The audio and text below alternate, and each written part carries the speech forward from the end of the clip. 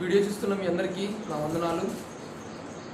అలాగే ఈరోజు మనం ఏం నేర్చుకుంటున్నాం, ఏం వినబోతున్నాం అనేది మరి ముఖ్యంగా మీరు శ్రద్ధగా వింటే ఖచ్చితంగా మీరు ఈరోజు చాలా గొప్ప విషయం మీరు తెలుసుకుంటారు. ఒకసారి చూసినట్లయితే ఆదికాండం 11వ అధ్యాయం 1వ వచనంలో భూమి ఎన్నంతటా ఒక్క భాషయు ఒక్క పలుకును ఉండెను. మరి అవును, వాస్తవే కదండి. భూమి అంతటా ఒక్క భాష. ఆయన మనకున్నది దేవుడు ఒక్కడే, భాష ఒకటే, ఆయన పలుకు కూడా ఒకటే. కానీ దీనిలో చాలా డిఫరెన్స్ ఉంది. మీ అందరికీ తెలుసు, మీకు కూడా వాస్తవం తెలుసు. కానీ మన కళ్ళు పొరలు కమ్మి ఉన్నాయి. అవి మనం తెరుచుకోవడం కోసమే ఈరోజు మీకు తెలియాల్సిన విషయం ఒకటి ఉంది. ఏంటి అంటే ఒక్క భాషయు ఒక్క పలుకు. అసలు దీని గురించి అసలు ఏంటని మీరు ఆ మాట మీకు సందేహం రావాలి. మీ అందరి హృదయాల్లో మీరు కదల్చబడాలి. మీరు మరి ముఖ్యంగా మీ పనులన్నీ ముగించుకొని ఈరోజు ఈ మాట చెప్పబోయే మాట ఏందని మీరు నాకంటే దైవజనులు మళ్ళీ మీ ముందుకు వస్తారు, మీరు చెప్తారు. మీరందరూ ఏ పనులన్నీ ముగించుకొని ఖచ్చితంగా మీరు వచ్చి ముందు కూర్చొని మీరు వినాలి శ్రద్ధగా. ఎందుకంటే మరొకసారి వినండి. ఆత్మ చెప్పుచున్న సంగతులు చెవిగలవారు వినును అని ఉంది. ఏంటండి అంటే చెవిగలవారు వినును అని అంటే అసలు భాష అంటే ఏంటి? ఆయనే కదా అంతటా ఏర్పరిచింది భాషలు. అంటే భాషకు ప్రాధాన్యం ఇస్తున్నారా, లేకపోతే ఆయన పలికే మాటకి ప్రాధాన్యం ఇస్తున్నారా? దేనికి ఇస్తున్నారా అసలు మాట? మన విశ్వాసులైన మనము మనుషుల మాట వింటున్నామా? మరి వాక్యానికి మనం ఇవ్వాలా వద్దా? మరి ఏ విధంగా మనం ముందుకు సాగుతున్నాం? ఒకసారి ఆలోచించండి. నాకంటే జ్ఞానులు చాలామంది ఉన్నారండి. కానీ ఏం చెప్తున్నారు, ఏం బోధ చెప్తున్నారు, ఏంటి అనేది మనం కూడా ఒకసారి టాలీ చేసుకోవాలి.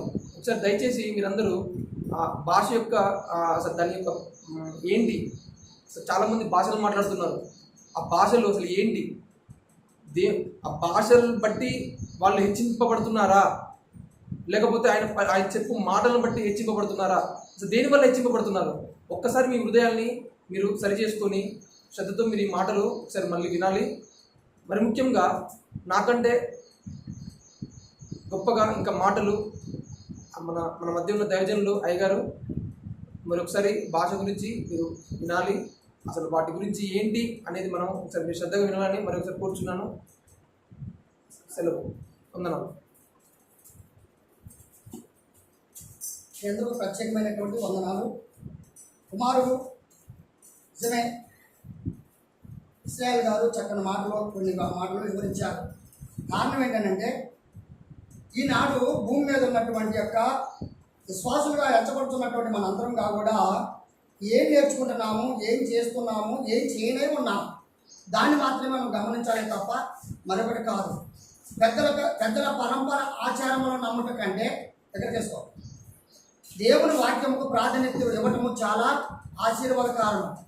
దానికంటే ప్రాముఖ్యం ఏంటంటే దేవుని వాక్యమును ప్రేమించేవాడు ధన్యుడు, బైబిల్లో ఉంది.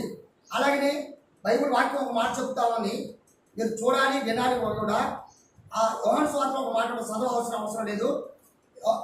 15వ అధ్యాయం 7వ వచనంలో ఏమంటానంటే, నాయన మీరు మీ అందరూ ఆ మాటలు నిలిచి ఉండేవాళ్ళు, మీకు ఏది ఇష్టమో నన్ను అడుగుడి, అది మీకు ఇస్తాను. మంచిది. అలాగనే యాషూమిషే వారు ముందుగా పరిశుద్ధ గ్రంథము మన ముందుకు వచ్చిందంటే కారణం మోసే వారి ద్వారా 6000 సంవత్సరాల క్రితం మనకి ఆయన ఏలుతో రాసి గ్రంథాన్ని రచించి మోసే చేతికిచ్చాడు. ఆయన ఏం చెప్పాడు, ఆయన చెప్పినటువంటి మాటలు ఎవరికి చెప్పారు, ఎవరు విన్నారు, ఎవరు ఇది ఎలా కొనసాగుతున్నారనే విషయాన్ని మాత్రం మనము స్పష్టంగా వినాలి. ఇప్పుడు నాకంటే ముందు సహోదరులు చక్కని మాటలు విన్నారు.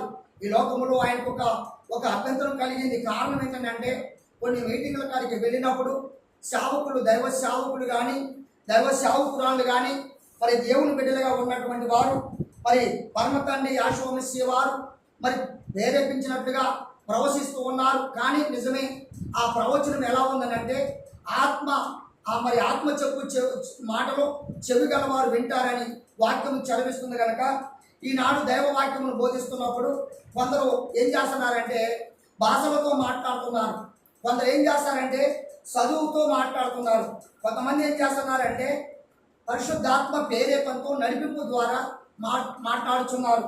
ఈనాడు ప్రాముఖ్యం ఏంటంటే భాషలకు ప్రాధాన్యత, దేవుని వాక్యానికి ప్రాధాన్యత.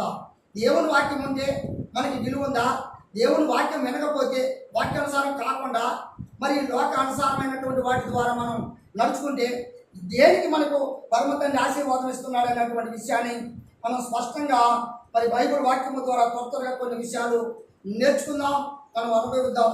దేవుడు ఆశీర్వాదాలు మనందరి మీద ఉండునుగాక. పరమ తండ్రికి స్తోత్రం, మీ అందరికి వందనాలు.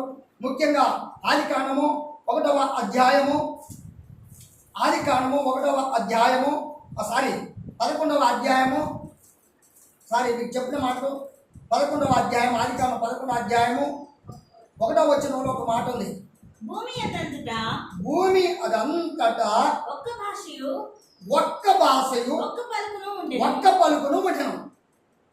కొంచెం కింద వారు తూర్పున ప్రయాణమై పోచుండగా సీనారు దేశమందు ఒక మైదానం వారికి కనబడెను. చాలమ్మా, ఇప్పుడు ఎక్కడున్నారు? తూర్పు దేశంలో ప్రయాణంలో ఉన్నారట, అవునా? ఆ టైంలో పరమ తండ్రి బిడ్డలో అప్పుడు భూమి మీద బాగా విస్తారంగా జనం విస్తరించారా? అంత మాత్రమే ఉన్నది. అప్పుడు పరమ తండ్రి చెప్పినటువంటి ఒక విధానం ఏంటంటే, అసలు మనుషులు మాట్లాడే భాష ఏం భాష అంటే, ఈనాడు పొట్టగొప్పుల్లాగా అనేకమైన భాషలు ఉన్నాయి. ఇవాళ హిందీ ఉంది, ఇంగ్లీష్ ఉంది, అలాగనే భూమి మీద అనేకమైనటువంటి భాషలు ఉన్నాయి. భాషలు నాకంటే ఎక్కువ మీకే తెలుసు. ఈనాడు భాషలకు మనం వినిపిస్తున్నటువంటి వారము. భాష ఏ భాష విధానం ఉండాలా, మరి ఏ విధంగా మనం వెచ్చింపడాలి అనేటువంటి విషయాన్ని మాత్రం మనం స్పష్టంగా దేవుని వాక్యము ద్వారా మనము నేర్చుకుందాం. ఆ విధంగా ముందుకు వెళ్దాం. ఇప్పుడు చెప్పినటువంటి మాట మొట్టమొదటిగా ఆదికాండంలో చెప్పినటువంటి మాట ప్రకారంగా భూమి మీద ఉన్నదంతా ఒకటే భాష, ఒకటే పలుకు, ఒకటే విధానం కనపడతా ఉంది. అదేవిధంగా 13వ అధ్యాయం 11వ వచనం ఆదికాండము. కాబట్టి లోతు తనకు యోర్దాను ప్రాంతమంతటిని ఏర్పరచుకొని తూర్పుగా ప్రయాణము చేసెను. హల్లెలూయా.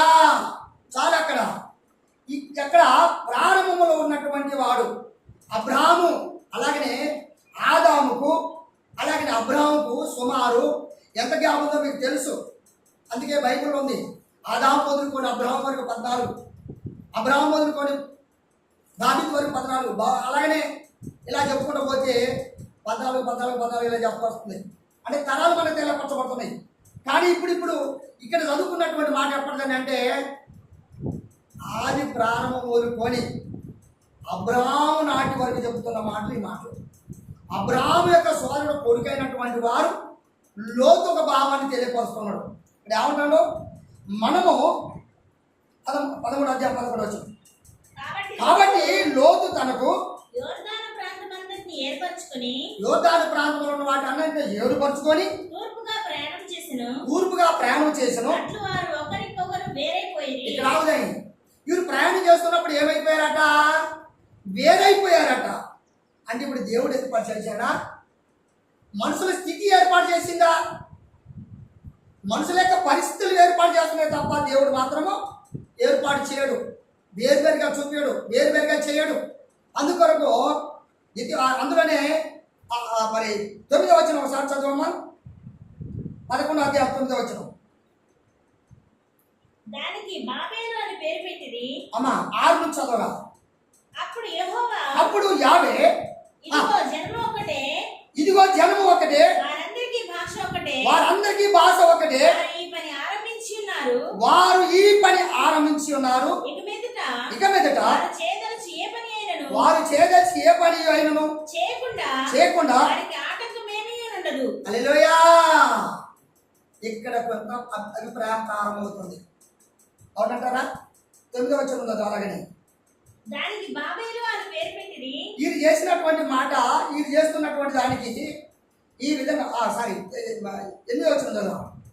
అలాగూ యావే అక్కడి నుండి భూమి అంతటా వారిని చెదరగొట్టింది కనుక ఇక్కడ ఆగుదాం. వీరు చేసిన పని ఏంటి? యావే తండ్రి చెదరగొట్టడం ఏంటి? ఆయన బిడ్డలే కదా, ఆయన బిడ్డలు ఆయన చెదరగొట్టడం ఏంటి అసలు అక్కడ? అంటే పరమ తండ్రికి అమ్మ ఇక్కడ ఏం చేశాడయ్యా? ఏం చేశాడు అక్కడ? వీరు చేస్తున్నటువంటి పని ప్రయత్నం అంటే దేవుని ప్రయత్నం కంటే మానవ ప్రయత్నం గొప్పదన్నట్టుగా, దేవుడి జ్ఞానం కంటే మానవుడి జ్ఞానం గొప్పదన్నట్టుగా, దేవుని కంటే మనుషుడు చాలా శ్రేష్టమైన వాడిగా ఎంచుకొని వారు ఒక ప్రణాళిక ఏర్పాటు చేశారట. ఆ ప్రణాళికే బాబేలు ఆచారం, బాబేలు గోపురం, బాబేలు యొక్క ఆచారం, బాబేలు యొక్క నడవడిక ఎలా చెప్పుకుంటూ పోతే నానా విధాలుగా మీరు సబ్జెక్ట్ రూపంలో వినగలరు. కనుక ఈ బాబేలు గోపురంలో పెద్ద గోపురం ఏర్పాటు చేయడానికి మీరు కోరుకొని ఆ విధంగా చేస్తున్నప్పుడు దేవుని కంటే పెద్దవారము, దేవుని కంటే గౌరవము, దేవుని కంటే జ్ఞానము, దేవుని కంటే శ్రేష్టమని వారి ఇష్టానుసారమైనటువంటి రీతిలో వారు ప్రయత్నం చేస్తున్న కాలంలో దేవుడు ఏం చేశారంటే వారిని చెదరగొట్టేసిందట, చెదరగొట్టాడట. వారిని చెదరగొట్టమే కాక వారి భాషలు కూడా నానా విధాలుగా కల్పించాడట. పరమతండ్రికి స్తోత్రం.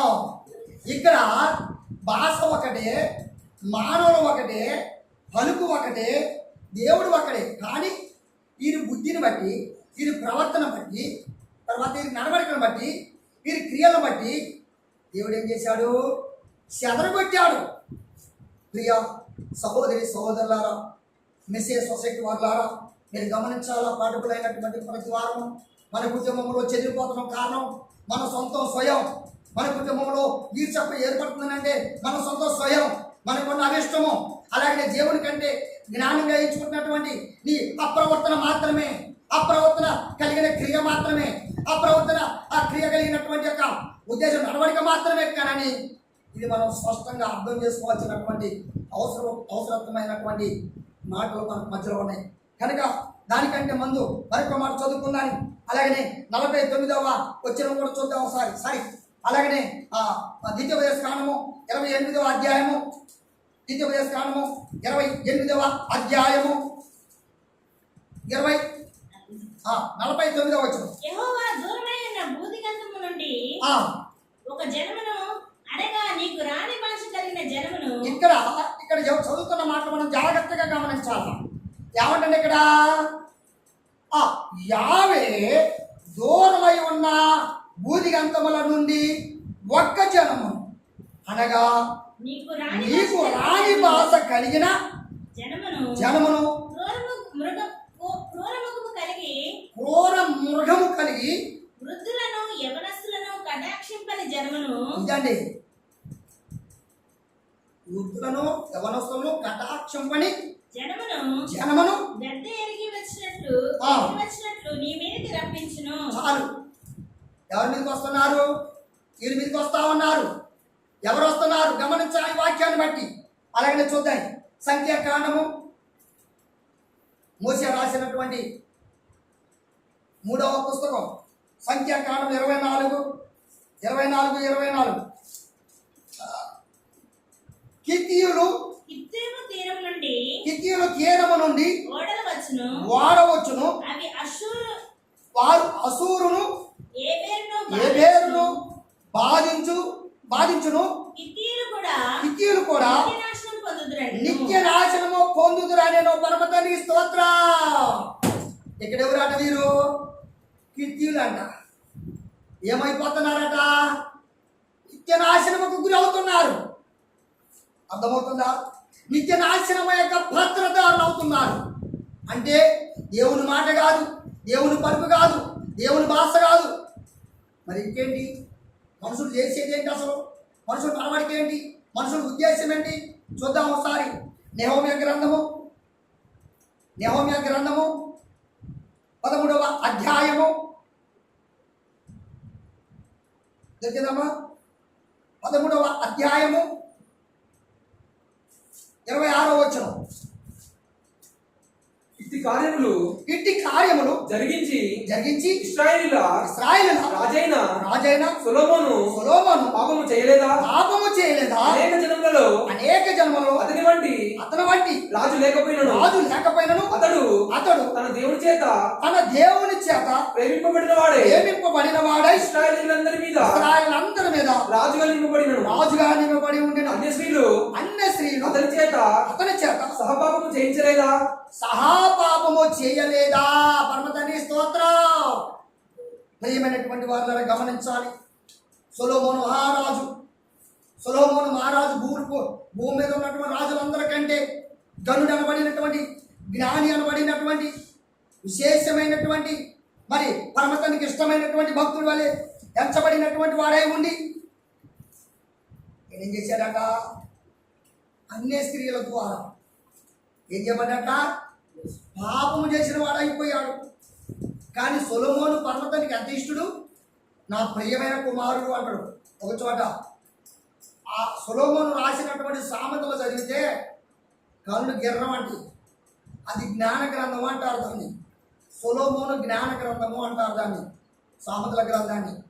కనుక సొలొమోను జ్ఞానం ఎంతటిదో సొలొమోను రాసినటువంటి పుస్తకాల్లో నుండి సామెతల గ్రంథము, అలాగనే ప్రసంగి గ్రంథము, అలాగనే పరమగీతము, ఇలా ఆయన రచించిన పుస్తకములో రాసిన పుస్తకాలను చదివినట్లయితే ఆయన ఎంతటి వాడు, దేవునికి ఎలాంటి వారు అనబడినటువంటి విధానాన్ని మనం నేర్చుకోవడానికి మంచి రుజువు కలిగినటువంటి వ్యక్తిగా ఉన్నటువంటి వాడు. కానీ అంత జ్ఞానిగా ఎంచబడినటువంటి యొక్క భక్తుడు ఏమైపోయాడు? పాపిష్టి వాడు అయిపోయాడు. దోషభరితమైనటువంటి ఒక వ్యక్తిగా మిగిలిపోయాడు. మనకి తెలుసుకోవాల్సి చాలా ఉన్నాయి. తొందర వెళ్ళిపోదాని. అలాగనే ఎస్తేరు గ్రంథము 8వ అధ్యాయము, ఎస్తేరు గ్రంథము 8వ అధ్యాయము. తొందరగా ఈరోజు రెఫరెన్స్లు మాత్రమే చూపడానికి ప్రయత్నం చేద్దాం. పరమతండ్రి ఇష్టమైతే ఒక్కొక్క రెఫరెన్స్ మీద సబ్జెక్ట్గా మీ మధ్యకు పంపాలని ఆశపడుతున్నాను. గమనించి ఆలోచించవలసిన అవసరత మనకి ఎంతైనా లేకపోలేదు. 8వ అధ్యాయం 9వ వచనం చదువు. శీవాను అను 3వ నెలలో 23వ దినమందు రాజు యొక్క రాత గానను పిలువబడి మొర్దెకై ఆజ్ఞాపించిన ప్రకారమంతయు యూదులకును హిందూ దేశం మొదలుకొని రూసు దేశం వరకు వ్యాపించి ఉన్న 127 సంవత్సరములను ఆ సంస్థానములను అధిపతులను అధికారులను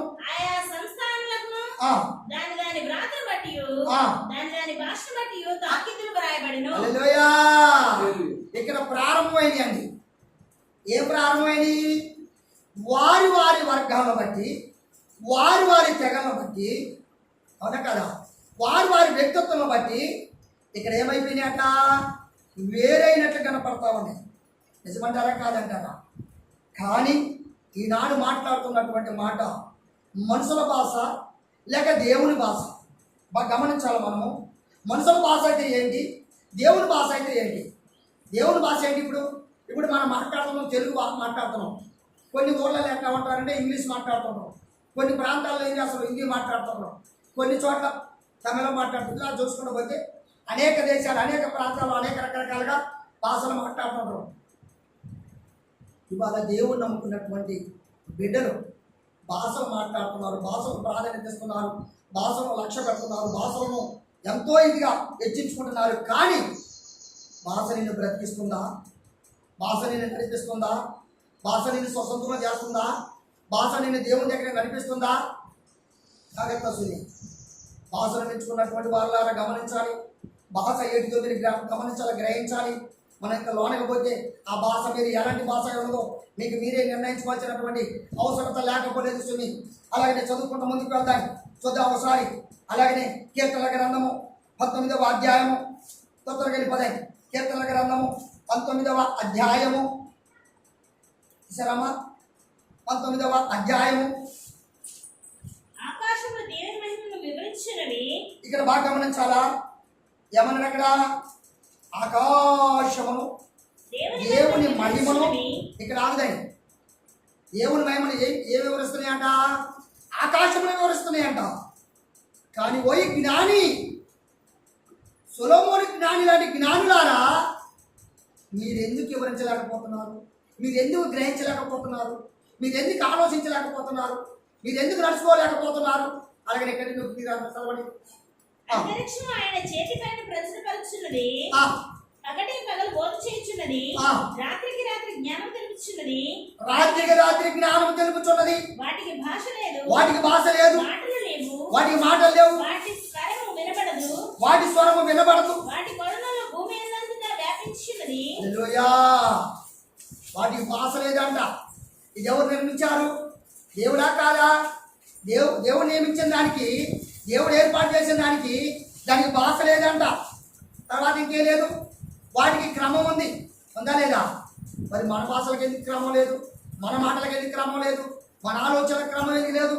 కొత్తగా వెళ్ళిపోదా అని నేను రిఫరెన్స్లో నేను ఎక్కువ చెప్పాలని ఆశపడలేదు. కొత్తగా వెళ్ళిపోదా అని నేను ఆశపడుతున్నాను. చూద్దాం ఒకసారి. ఇప్పుడు మనుషుల భాష ఏంటి?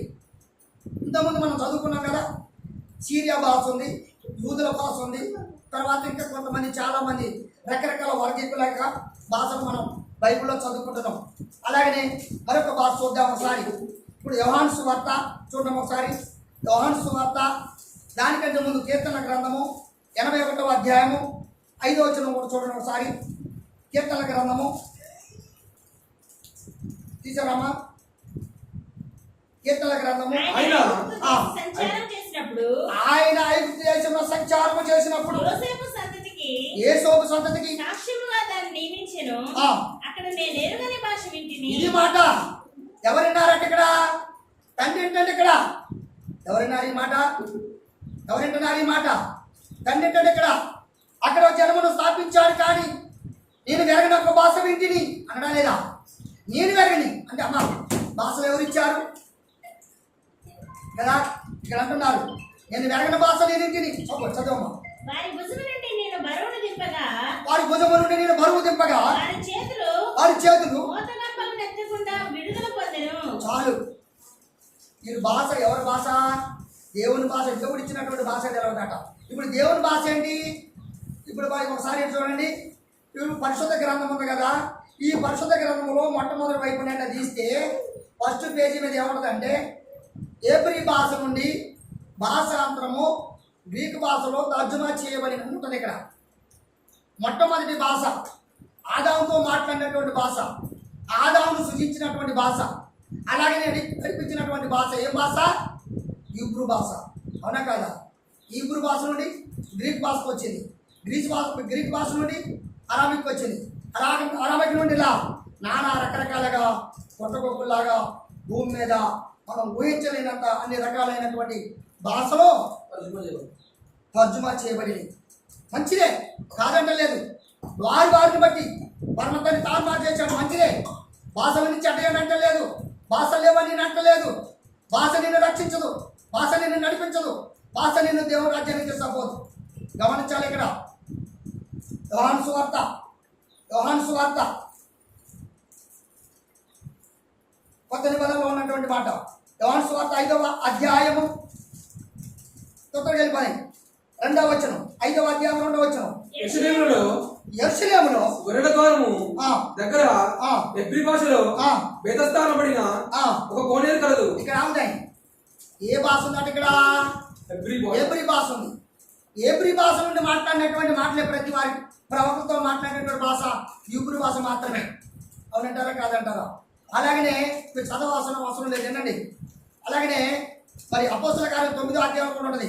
హీబ్రూ భాషలో ఏమంటాడంటే సౌలా సౌలా నన్ను నువ్వు ఎందుకు విమర్శిస్తున్నావు అన్నాడు. అది హీబ్రూ భాషలో మాట్లాడుతుంది ఆయన. అలాగనే చెప్పుకుంటూ పోతే అనేక రీతిలుగా భాషల్లో నుండి మాట్లాడినటువంటి భాషలు మనకు కనపడతా ఉన్నాయి. చూద్దాం ఒకసారి. అపోస్తల కార్యము 2వ అధ్యాయము 11వ వచనం చూద్దాం. పెంతెకోస్తు పండుగ దినము. ఇక్కడ బాగా గమనించాలి. ఈ మాట పట్టుకుంటున్నారు అందరూ. ఎవరైనా పట్టుకోవచ్చు, తప్పు లేదు. ఏమంటున్నారంటే పెంతెకోస్తు పండుగ దినము, పెంతెకోస్తు అనబడినటువంటి దినమందున వచ్చినప్పుడు అందరూ ఒక చోట కూడి ఉంది. ఇప్పుడు వీళ్ళందరూ ఎక్కడ ఉన్నారు? ఒక గృహంలోనే కూడి ఉన్నారు. లేదు ఇప్పుడు మనం మందిరంలో కూడి ఉన్నాం. అలాగనే వారు ఒక చోట కూడి ఉన్నారు. అప్పుడు ఏమైంది అక్కడ? అప్పుడు వేగముగా వీచు బలమైన గాలి వంటి ఒక ధ్వని అకస్మాత్తుగా ప్రతిష్టాత్మకముగా వారు కూర్చుని ఉన్న ఇల్లంతయు నిండెను. మరియు అగ్నిజ్వాలల వంటి నాలుకలు విభాగింపబడినట్టుగా వారికి కనబడి వారిలో ఒక్కొక్కరి మీద వ్రాలగా అందరూ పరిశుద్ధాత్మతో నిండిన వారై ఆ ఆత్మ వారికి వాక్శక్తి వారికి వాక్శక్తి వచ్చిందంట. మరి ఇవాళ నీకు పరిశుద్ధాత్మ ద్వారా పలికిస్తున్న భాష నీకు వాక్శక్తి వచ్చిందా? నువ్వు వాక్కు మాట్లాడుతున్నావా? నువ్వు వాక్కు మాట్లాడుతున్నావు, మర్మం మాట్లాడుతున్నావా? ఈ గ్రంథంలో లెక్కింపబడినటువంటి మర్మం నీకు తెలుసా?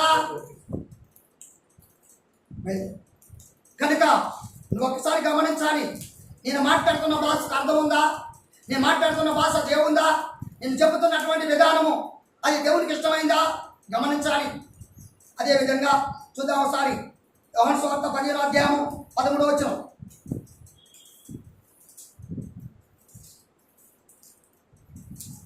తన స్నేహితుల కొరకు 19వ అధ్యాయం 13వ వచనం.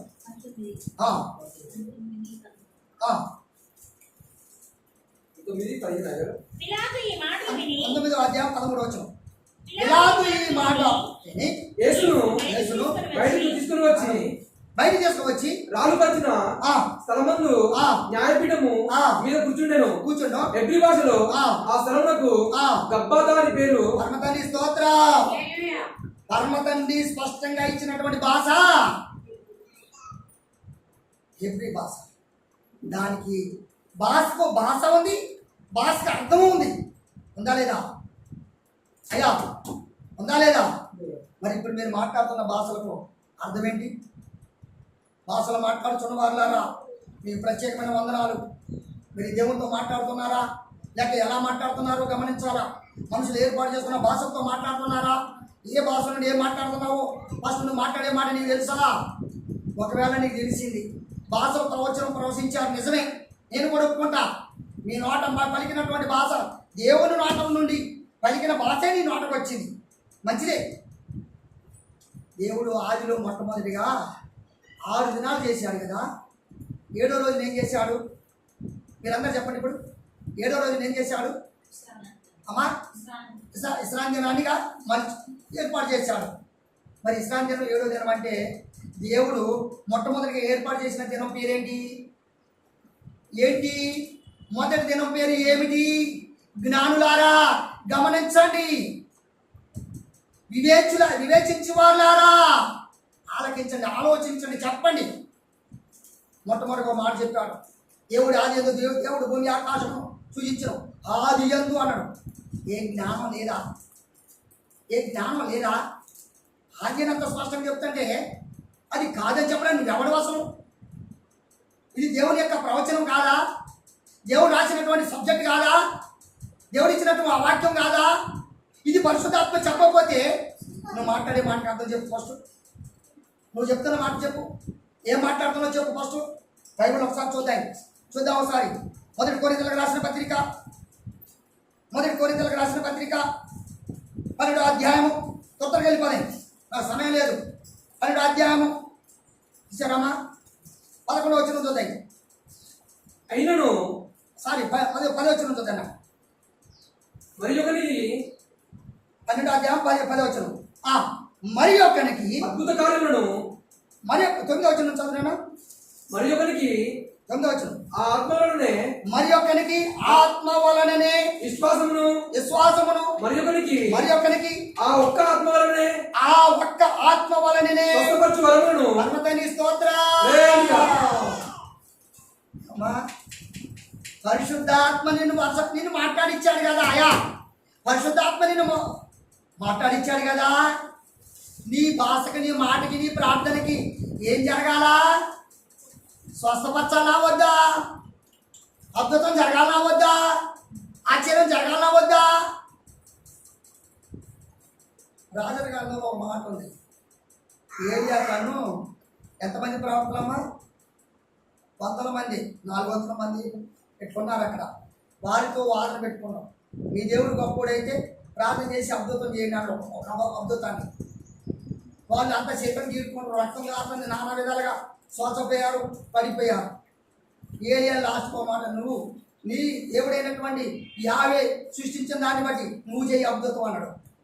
అనగానే దావీదు తండ్రి ఏం చేశాడు, 12 రాళ్ళు ఆరుకొచ్చిండు, అక్కడ పెట్టిండు, ఒక గుంట 2 గుంటలు తీపిచ్చిండు, వాటిని నీళ్ళు పోసిండు, దాని కట్టెలు వేర్చిండు, దాని మీద ఎద్దును తీసుకొచ్చిండు, దాన్ని పోసిండు, పచ్చి మాంసాలు ఆ నిప్పుల అదే కట్టెల మీద వేసిండు, దాన్ని నిప్పంటి అన్నాడు. నీళ్ళ కట్టెలెత్తే నిప్పంటిదా? నిప్పు వేయకుండా మండించాలి, అది గాలిపోవాలి నీళ్ళతో సహా అని ఏలియా పెట్టాడు. ఈ ప్రవక్తలు చేశారా? చేయలేదు. కారణం ఆయన భక్తులు కాదు కనుక, కారణం ఆయన కార్యం కాదు కనుక. మరొకసారి చదువు 10వ వచనం.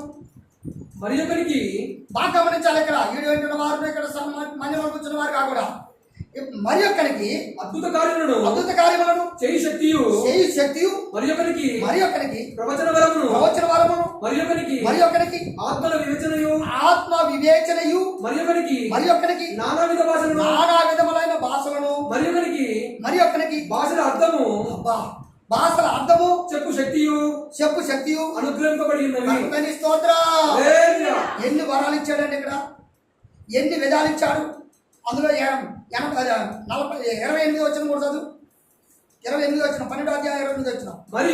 మరియు దేవుడు సంఘములో మొదట కొందరిని అపోస్తలుగాను పిమ్మట కొందరిని ప్రవక్తలుగాను పిమ్మట కొందరిని బోధకులుగాను అటు పిమ్మట కొందరిని అద్భుతములు చేయవారిని గాను తర్వాత కొందరిని స్వస్థపరచు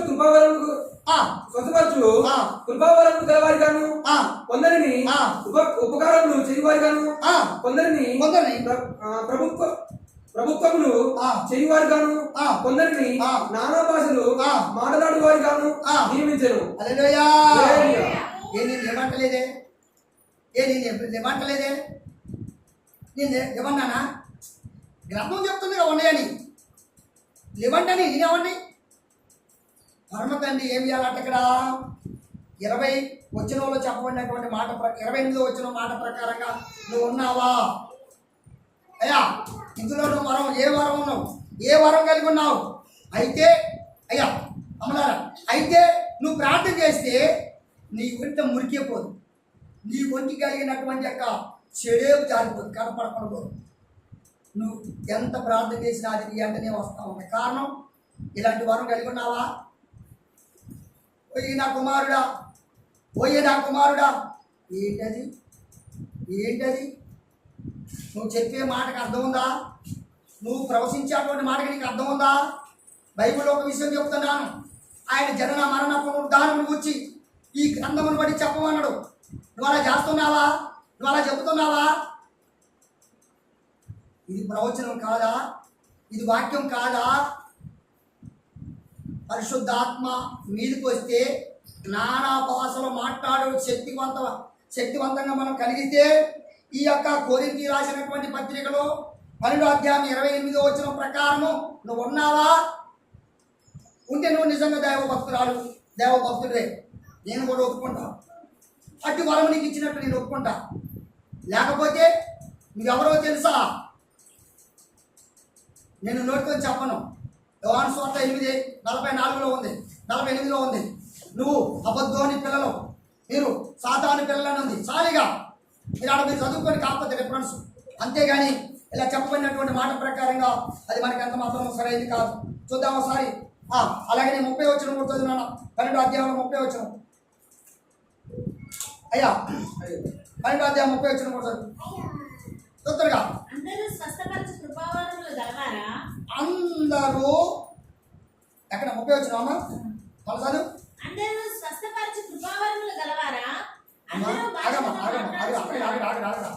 12వ అధ్యాయం 30 వచనం కాదు, మొదటి కొరింథీయులకు రాసిన పత్రిక. ఇక్కడే నా కాడ ఎట్లుంది చూద్దాం ఒకసారి. అందరూ భాషలతో మాట్లాడుచున్నారా? అందరూ ఆ భాష అర్థము చెబుతున్నారా? ప్రశ్న అక్కడ ఉందా? చదవలేదు మరి, చదువు మరి చదువురా. అందరూ స్వస్థపరచు కృపావరములు గలవారా? అందరూ భాషలతో స్వస్థపరచు మాట్లాడుచున్నారా? అక్కడ మొక్కడు అందరూ స్వస్థపరచు కృపావరములు గలవారా? తర్వాత అందరూ భాషలతో మాట్లాడుచున్నారా? అందరూ భాషలతో మాట్లాడుచున్నారా? అందరూ ఆ భాషల అర్థం చెప్పుచున్నారా? ఇది మాట. ఏ భాష రావాలి నీకు? సిరియా భాష, లేకపోతే యూదుల భాష, ఇంకా నానా విధాలైన భాష, లేకపోతే గ్రీక్ భాష, అరమిక్ భాష? ఏ సహోదరి సహోదరుడా, నువ్వే భాషలో మాట్లాడుతున్నావు దయతో గమనించాలి. ఆ భాష నీకు కించపరచట్లేదు, సుమి జాగ్రత్త. నువ్వెంత పొరపాటు చేస్తున్నావో నీకు అర్థం కావట్లేదు, నువ్వేం చేస్తున్నావో నీకు అర్థం కావట్లేదు, నువ్వు ఎలా ఉన్నావో నీకు అర్థం కావట్లేదు.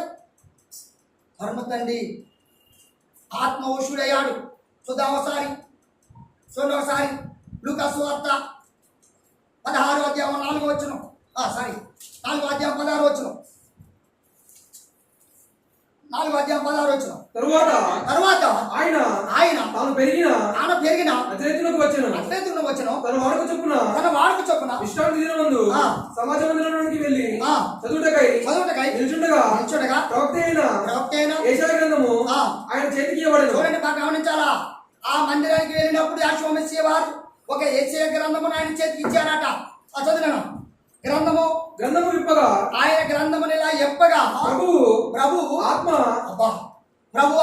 నా మీద ఉన్నది వీరులకు సువార్త ప్రకటించుటకై. తండ్రి స్తోత్రం. అక్కడ ఆవిరైంది అందరం హల్లెలూయా. హల్లెలూయా.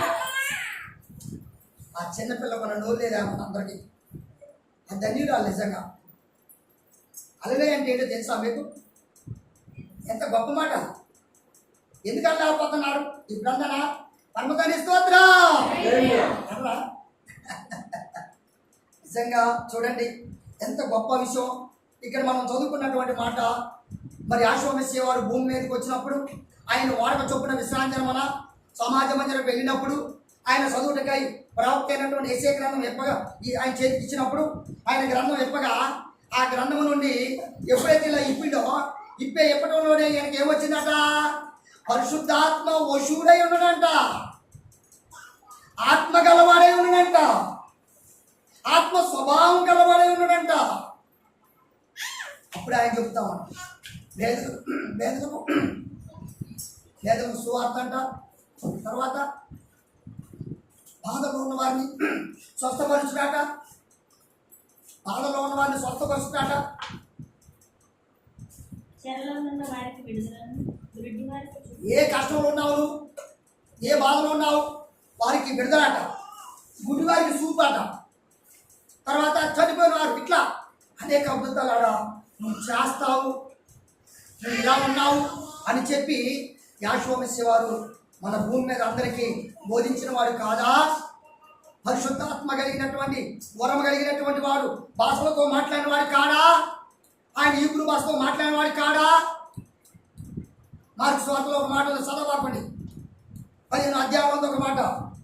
యెహోవా మెస్సీయ వారిని చెలవేసినప్పుడు ఆయన అంటాడు, ఎలోయి ఎలోయి లామా సబక్తాని అని దగ్గరగా కేక వేశాడు.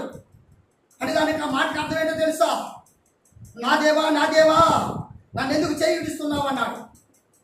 ఇక సహోదరా, నువ్వు ప్రవశించేదానికి నీ అర్థం ఏంటో చెప్పగలవా? నువ్వు మాట్లాడుతున్న మాటకి ఒక విలువ ఏంటో చెప్పగలవా? నువ్వు మాట్లాడుతున్న మాటకి ఎక్కడ మేలు కలుగుతుందో చెప్పగలవా? నువ్వు మాట్లాడుతున్న మాటకి ఎక్కడ మార్పు కలిగిందో చెప్పగలవా? నీదొక భాష, నీదొక ఏషం, నీదొక అవతారం, నీదొక మార్పు, నిన్ను చూసి 10 మంది తయారు కావాలా? అందులోనే ఒకడు ఉండడు, ఏషియాని మార్చేటోడు ఉండడు, మోసగాడు ఒకడు ఉండడు. ఎవడో తెలుసా? వాడి పేరేంటో తెలుసా? ఎస్, సాతాన్. వాడే అబద్ధోని, వాడే అనేక వ్యతిరేక దారి. ఇలా చెప్పుకుంటూ పోతే నానా విధాలుగా ఉన్నాడు. కనుక మరి ఒక స్థలం పోతే ఒక తీరుగా, ఒక స్థలం పోతే మరొక తీరుగా, ఒక దగ్గర పోతే ఒక తీరుగా, మరొక దగ్గర పోతే ఒక తీరుగా. నటన మాను. ఫస్ట్ నటన మానితే నువ్వు దేవుని బిడ్డవునివే. హెస్కేల్ అంటాను ఒక మాట. హెస్కేల్ గ్రంథం 2వ అధ్యాయం 1 వచ్చిన వాళ్ళు కొత్తగా పదే హెస్కేల్ గ్రంథం 2వ అధ్యాయం 1 వచ్చిన నరపుత్రుడా నీవు చక్కగా నిలబడము. ఏం చేయాలంట? చక్కగా నిలబడాలంటే ఏనండి ఇక్కడ నువ్వు అక్కడ ఇక్కడ తిరగటం కాదు, నువ్వు మనసులో మబ్బిక పట్టడం కాదు, మనసులో మాయ చేయటం కాదు, మనసులకు అబద్ధం చెప్పడం కాదు. సుమి జాగ్రత్త. 50 ఆత్మ చెప్తుంది ఇక్కడ, ఓయి నరపుత్రుడా, ఓయి పుత్ర పుత్రిక, నువ్వు చక్కగా నిలబడు అంటే పడదొరుకులు అంటే అర్థం ఏంటో తెలుసా? ఇక్కడ ఒక్కరి కాదు. చక్కగా అంటే ఏంటి? ఆత్మానుసారంగా భయభక్తులతో ఒక విలువైనటువంటి ఆకర్షణ, ఆత్మ ఆకర్షణతో నిలబడటం నేర్చుకో. ఫస్ట్ ఇది కాదు నీ బతుకు, నా బతుకు అది కాదు అసలు. ఆ తర్వాత నరపుత్రులను చక్కగా నిలబడము, నేను నీతో నేను మాట్లాడవాలని అనుకుంటున్నాను. జాగ్రత్త. నాకు ఇష్టమైన వాడివి, నువ్వు నాకు ప్రార్థన చేస్తున్నావు, నువ్వు నాతో మాట్లాడుతున్నావు, నేను నీతో మాట్లాడాలని నేను ఆశపడుతున్నా. నువ్వు చక్కగా నిలబడు అని నువ్వు కొన్ని మార్చుకో, కొన్ని వదులుకో, కొన్ని తీసేయి. నువ్వు చక్కగా ఉండు, నీతో మాట్లాడతాను.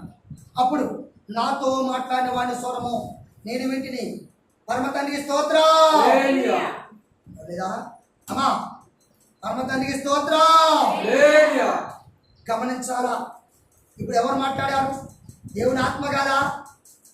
హెచ్కేతో మాట్లాడిన మాట ఏదో తెలుసా? హీబ్రూ భాష. గమనించండి. వాక్యం వింటున్న వారులారా, వాక్య పరిచారకులారా, బోధించు వారులారా, ప్రవశించు వారులారా, జాగ్రత్త. ఈ మాటలు నాయి కావు. మిమ్మల్ని కించపరిచినట్లయితే నన్ను మీరు క్షమించాలా. మిమ్మల్ని ఎవరిని కించపరచలేదు. నేను పరిశుద్ధ గ్రంథంలో మాత్రం మాట్లాడుతున్నా. నా తండ్రి ఇచ్చినటువంటి ఈ గ్రంథంలో ఉన్న అక్షరాన్ని, ఆయన లెక్కించిన అక్షరము మోసే ద్వారా మోసే తీసుకొచ్చి మోసాకి 50 తండ్రి తన వేరుతో రాసి ఇచ్చిన గ్రంథము నేను చదువుతూ మీకు చెప్తున్నా. నా మాటలే కాదు, సుమి జాగ్రత్త. ఈ గ్రంథంలో ఉన్న వాటిని ఒకటైనా తీసిన, ఒకవేళ కలిపినా, లేదని చెప్పినా ఇందులో తెగులు నాకు వస్తాయి అని పరమ తండ్రి ప్రకటన గ్రంథంలో యోహాను ద్వారా తెలియపరిచిన మాటలు మనకు కనపడతా ఉన్నాయి. కనుక ఈ మాటలు వింటున్న మనందరము దయతో గమనించి ఒక్క మాట చదువుకుందాం త్వరగా. 14వ అధ్యాయము చూద్దాం. కొరింథీయులకు రాసిన పత్రిక 1 కొరింథీయులకు రాసిన పత్రిక త్వరగా వెళ్ళిపోయి 13వ అధ్యాయం 1వ వచనం. 13వ అధ్యాయం 1వ వచనం. మనుషుల భాషలతోను. ఇక్కడ ఎవరి భాష ఉందట? మనుషుల భాషతో. మరి దేవదూతల భాష ఉంది, మనుషుల భాష ఉంది, హీబ్రూ భాష ఉంది, గ్రీకు భాష ఉంది. మరి మాట్లాడుతున్న భాష మాట్లాడుతున్నా నా సహోదరి, నా అక్క, నా చెల్లె, జాగ్రత్త. నా బిడ్డలారా జాగ్రత్త. నా అన్నలారా మాట్లాడుతున్నట్టు ఒక విలువ గమనించండి. మనుషుల భాషలతోనూ దేవదూతల భాషలతో. అమ్మా ప్రశాంతం గారు, దేవదూతల భాష ఉందా లేదా? ఉందా లేదా? పొద్దున ఏమన్నారు గారు? దేవదూతల భాష కూడా ఉందా? మామ ఇదేంది? దేవదూతల భాష కూడా రిఫరెన్స్లు ఇవ్వనాగా. ఏ భాష కావాలా? మనుషుల భాష కావాలా? దేవదూతల భాష కావాలా? హీబ్రూ భాష కావాలా? లేకపోతే గ్రీకు భాష కావాలా? అరమీక్ భాష కావాలా? పుస్తకాల లెక్కింపు లేదా? ఈనాడు ప్రజల మధ్యకి రాలేదా? ఆ భాషలు మీకు తెలవదా? రాని భాష ఇక్కడ. చదువు లేని మాకు ఇందులో కూర్చున్న వాళ్ళంతా చదువు వచ్చా? నేను ఇంగ్లీష్లో కాకరికి రాను అనుకోండి, మీరు ఏమంటారు? కాకరకాయ అని చెప్పింది అన్నాను. అవునా కదా? ఏమైనా నేనేమంటాను ఇప్పుడు? నేను ప్రశ్న అడుగుతుంది మిమ్మల్ని. అడిగినప్పుడు ఏమంటారు? వయా నువ్వు కాకరికి రాను నాకు తెలియదు, కానీ మేము మాత్రం కాకరకాయ అన్నట్టు మాకు వినపడదయా అంటాం. అవునా కదా? ఇప్పుడు నేను మాట్లాడేదానికి ఈ రెండదానికి ఏమైనా అర్థం ఉందా? నువ్వు ప్రవశించిన దానికి అర్థం లేదు, ఎన్న వాళ్ళకి అంతకంటే అర్థం లేదు. ఇదంతా మనుషులు వ్యర్థం. మనుషులు వ్యర్థపరచుకున్నటువంటి వ్యర్థపరచబడుతుంది ఇది. చూద్దాం ఒకసారి. 14వ అధ్యాయం తొందరగా వెళ్ళిపోయి. 14వ అధ్యాయం 2వ వచనం. ఎందుకనగా భాషతో మాట్లాడువాడు. అయ్యా 2వ వచనం కదా నాన్న? కరెక్టే. ఎందుకనగా మాట్లాడువాడు మనుషులతో కాదు దేవుడితో మాట్లాడుతున్నాడు. దేవుడితో మాట్లాడుతున్నట. దేవుడితో మాట్లాడుతున్నాడు. ఏమయ్యా ఓయే ఇశ్రాయేలు అని నీతో మాట్లాడిననుకో, అది నా భాష దేవుని భాష? అయ్యా నా భాష దేవుని భాష? బుద్ధి ఉండాలా మాట్లాడుతున్నప్పుడు. దేవుని మాటను దేవుని భాషను ఆటంకపరచుకుంటాను 14వ అధ్యాయము 39వ వచనంలో ఒకసారి చదవండి. 14వ అధ్యాయము 39వ వచనం. 39. కాబట్టి నా సహోదరులారా ఆశించుట ఆసక్తితో అపేక్షించుడి. భాషలతో మాట్లాడుతూ ఆటంకపరచుకుడి. చూడండి, భాషలతో మాట్లాడుతున్నప్పుడు వారిని ఆటంకపరచవద్దు. ఆగండి, ఇక్కడ ఏ భాషతో మాట్లాడినప్పుడు ఆటంకపరచవద్దు. ఏ భాషయా? పరమతండ్రి భాష. నీకు తెలుసా? అయితే మాట్లాడు, నేర్చుకుంటాం. నీ భాషకు ఒక అర్థం ఉంది, నీ భాషకు ఒక స్వస్థత ఉంది, నీ భాషకు ఒక మార్గం ఉంది, నీ భాషకు ఒక శక్తి ఉంది, నీ భాషకు ఒక విలువ ఉంది. నాతో మాట్లాడు, నాతో చెప్పు. అదేవిధంగా ఇప్పుడు 14 రెండవ వచనంగా ఎందుకనగా భాషతో మాట్లాడేవాడు మనుషులతో కాదు కానీ దేవుడితో మాట్లాడుచున్నాడు. మనుషుడు ఎవరితో గ్రహింపడు గాని. ఇక్కడ ఏం చేసినట్ట? మనుషులతో కాదు దేవుడితో మాట్లాడుతున్న మాట ఎవరు గ్రహించడట. తర్వాత వాడు ఆత్మ వలన మర్మములను పలుకుచున్నాడు. ఇక్కడ ఆగుదాయి. భాష మాట్లాడేవాడు ఏం చేయాలంట? మర్మముల వస్తాయా రావా? బైబిల్లో వాక్యం చెప్తే మర్మమే ఉండదు. ఏదో చెప్తారు, ఏదో చదువుతారు. ఏమ్మా నిర్మలమ్మ, నువ్వు దారిలో వచ్చావా? నేను ఇలా పోయావా? నువ్వు కానుకలు తెచ్చావా? నువ్వు అర్పించావా? లేకపోతే నీకు శ్రమ, లేకపోతే నీకు అడుగులే సంచి. ఇదేనా నా బోధ? ఇదేనా నా బోధ? ఇదేనా నా బోధ? సో మీరు జాగ్రత్త. ఎవరైనా కానుకలు అడిగితే ఏ బాబు దయచేసి నేనే చెప్తున్నా, ఇక్కడ కానుక పెట్టి పెట్టలేను. అమ్మ మనకి ఇక్కడ కానుక పెట్టి పెట్టారు. ఎవరు పెట్టారమ్మా? ఎవరు పెట్టారు ఇక్కడ కానుక పెట్టారు? ఎవరు పెట్టారు మైసరమ్మా? నేను కాదు. అంతకుముందు ఒక కానుక పెట్టి తెచ్చి అక్కడ పెట్టారు. ఎవరైనా? రాయల శ్రీనివాసరావు. నేను కాదు. నేను మొదటి నుంచి కూడా కానుక పెట్టి పెట్టాను. నేను మన ఇంటికాడ ప్రార్థన పెట్టాము. మనం కానుక పెట్టాను. ఎంత పెట్టావో నీకు తెలుసు, ఎంత తీసుకున్నానో నాకు తెలుసు, ఆయనకి తెలుసు. ఎవరికైనా చెప్పానా? ఆశీర్వాదం ఎవరికి? ఆయనకి. తీసుకున్న వాడిని నేను అనుభవిస్తున్నాను, ఇచ్చిన వాడిని నువ్వు. కానీ వీలు కలగాలా వద్దా? నేను చెప్పేదానికి విలువ ఉండాలా వద్దా? నేను చేసేదానికి మీకు విలువ ఉండాలా వద్దా? అది అర్థం ఉండాలా వద్దా? అందుకు చెప్తాను మాట. అందుకొరకే చూడండి ఒకసారి 6వ వచనం కూడా చదవండి ఒకసారి. 14వ వచనంలోనే సహోదరులారా ఇక్కడ ఆగండి. 4వ వచనం ఒకసారి చదవండి. భాషతో మాట్లాడేవాడు తనకే క్షేమాభివృద్ధి కలుగజేస్తున్నాను. ఇక్కడ ఆగండి. అమ్మా, భాషలో మాట్లాడుతున్నాం, తనకు తానే వృద్ధి అవుతుందా? అందరికా? బాబు అయ్యా, తనకు తానే అంతేనా కాదు? ఎవరికైనా ఉపయోగం ఉందా? మరి ఎందుకయ్యా పనికి మాల భాషలో నీకు అవసరమా? నాకు అవసరమా? ఒక రోజు ఒక సావుకుడు అంటాడు, బైబిల్లో చాలా భాషలు మాట్లాడతారు అంటుంటాడు. కానీ ఆయనే భాష మాట్లాడతాడు. ఆయన తెలుగే ఉండి తెలుగులో పుట్టి ఇంగ్లీష్ మాట్లాడతాడు. ఆ ఇంగ్లీష్ నాకు రాకపోయా. నేను నేర్చుకుంది తెలుగు వాక్యం చదవమంటే ఇంగ్లీష్ మాటలు చెప్తే నాకు దొరకపోయా. నేను కళ్ళు ఎప్పుడు చెప్తూ వస్తున్నా. ఏ చదువు అంటాడు. ఎక్కడ చదవాలి? గుడ్డు అనే కదా. అందుకే బైబిల్లో ఒక మాట ఉంది, కళ్ళు నీవు చూడలేరు, చెవులు నీవు వినలేరు, ఇంకేంటట కాళ్ళు నడవలేరు, ఇంకా చేతులను ముట్టలేరు. ఎవరి ద్వారా మాట్లాడిన మాటలు ఇవి? కీర్తన గ్రంథములో దావీదు ద్వారా మాట్లాడిన మాటలు. అలాంటి వారై ఉన్నారా? అది మీకు అవసరం. నాకు తెలుగు తెలుసు. ఇక్కడున్న అమ్మా, మీకు ఎంతమందికి ఇంగ్లీష్ తెలుసా? అమ్మ మీకు అమ్మ స్వాతి చెప్పరా, మీకు ఎంత తెలుసు? మీకు ఇంగ్లీషు తెలుసా? ఇంగ్లీష్ తెలుసా? 2 రకాల ఒప్పుకుందానేమో మన దండం పెడతా. 2 రకాల ఒప్పు. ఇట్టంటే 2 రకాలు వస్తుంది.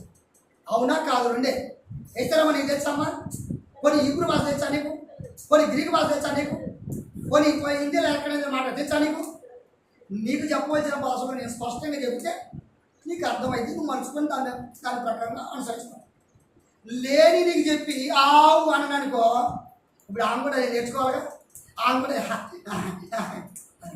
అక్కడ ఒకళ్ళు ఉన్నారు, పూతోనే. నువ్వు పూతోనివా? నువ్వు పూతోని లక్షణాలా? నువ్వు పూతోని యొక్క మాటలా? పూతోని యొక్క ఊగుడా? పూతోని యొక్క భాష? అయితే సుమి జాగ్రత్త. చెప్పబడిన మాటలు బట్టి ఒక మాట చూద్దాం. 14వ వచనం చూడాలా? 14 వచ్చిన నేను భాషతో ప్రార్థన చేసిన ఎడల భాషతో ప్రార్థన చేసిన ఎడల బాగా గమనించాలి ఇక్కడ. నేను భాషతో ప్రార్థన చేసిన వేళ నా ఆత్మ ప్రార్థన చేయను గాని. హల్లెలూయా. ఇక్కడ బాగా గమనించాలా, ప్రార్థన చేయు గాని నా మనస్సు ఫలవంతంగా ఉండదు. నా మనసు ఫలవంతముగా ఉండదు. పరమతని స్తోత్రం. ఇక్కడ ఏమర్థమైంది మీకు అమ్మా అందరూ? ఇక్కడ ఏమర్థమైంది?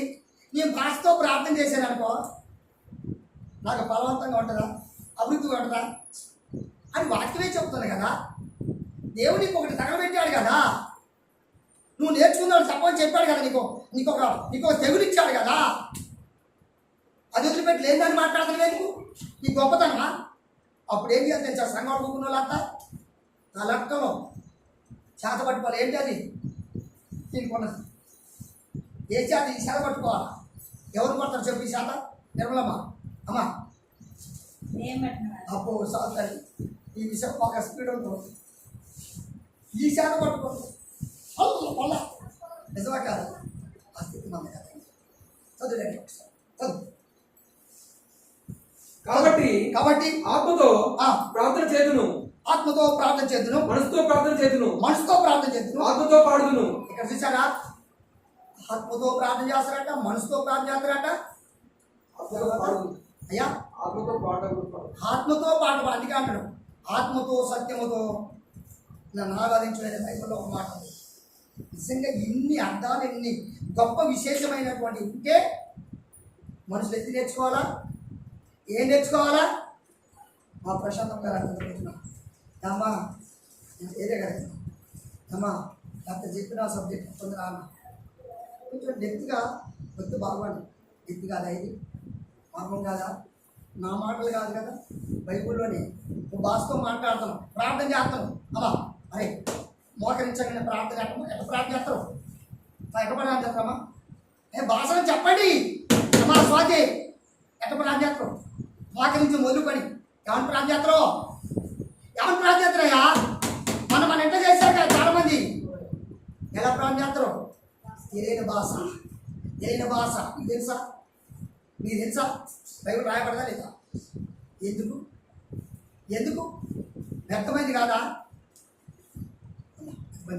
అందుకొరకు మనం గమనించేది, గ్రహించేది ఇలాంటి భాషలు కాదు, కానీ దేవుని వాక్యాన్ని అనుసరించాలి, దేవుని యొక్క వాక్యాన్ని గమనించాలి, దేవుని వాక్యాన్ని సనక తీర్చాలి. దేవుని వాక్యము నిన్ను బ్రతికిస్తుంది, దేవుని వాక్యము నిన్ను నడిపిస్తుంది, దేవుని వాక్యము నిన్ను సొంతం చేస్తుంది. దేవుని మాటలు దీవించిందాక ఎందరికి షాలో